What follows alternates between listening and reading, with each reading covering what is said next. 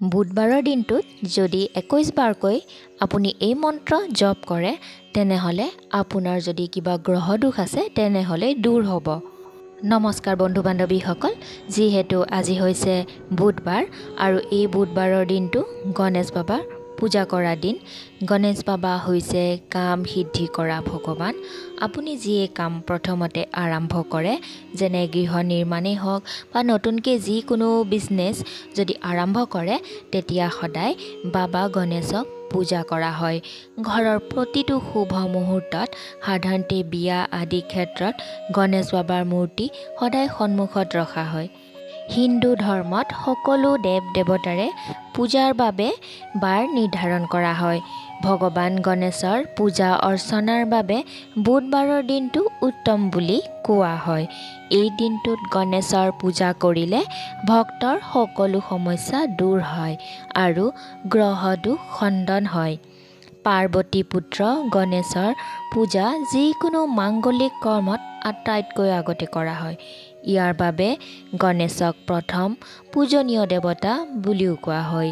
বুধবাৰৰ দিনটোত গণেশৰ উপাসনাৰ বাবে উত্তম বুলি মানি অহা হৈছে, কিয়নো এই দিনটোত ভগৱান গণেশৰ অতি প্ৰিয়।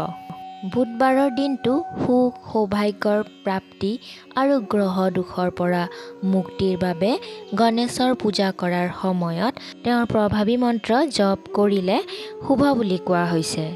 বুধবাৰে যেতিয়া আপোনালোকে গণেশ বাবাক পূজা কৰিব, তেতিয়া আপুনি কি মন্ত্ৰ জপ কৰি পূজা কৰিব আহক শুনো।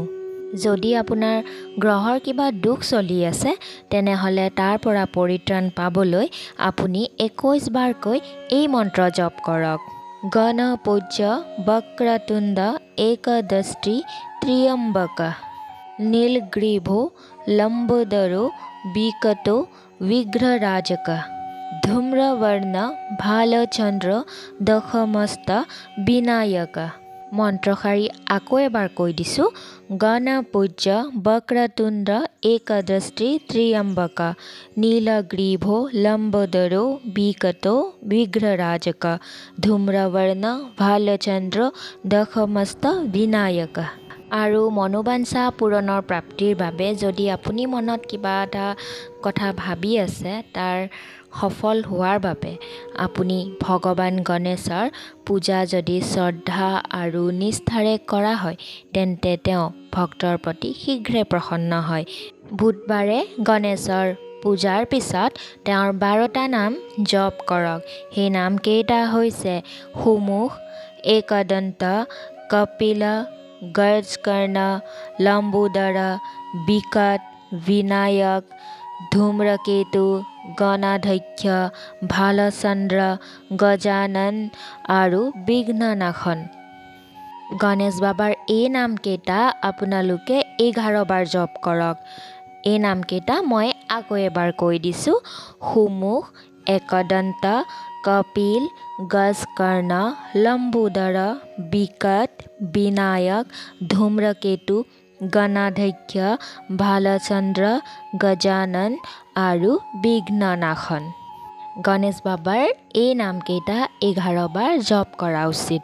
ইয়াৰ দ্বাৰা গণেশ বাবা প্ৰসন্ন হয় আৰু ভক্তৰ মনোবাঞ্ছা পূৰ্ণৰ বাবে আশীৰ্বাদ দিয়ে। আপুনি যদি বহু কষ্ট কৰি কাম কৰি আছে, কিন্তু সেই কাম আপোনাৰ সফল হোৱা নাই, তেনেহ'লে তাৰ বাবেও এটি গণেশ বাবাৰ মন্ত্ৰ আছে।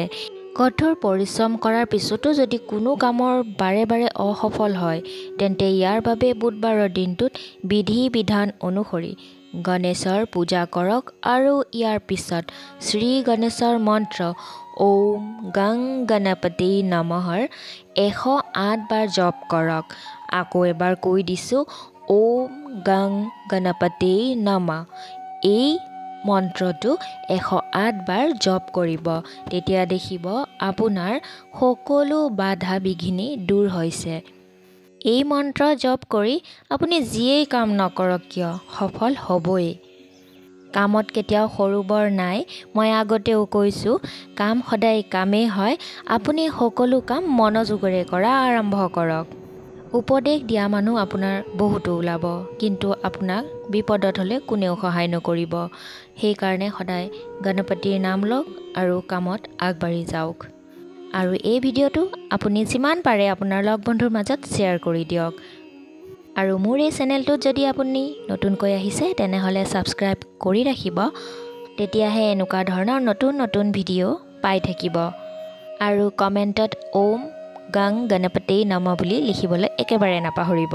তেনেহ'লে আজিলৈ আহিছোঁ, ধন্যবাদ।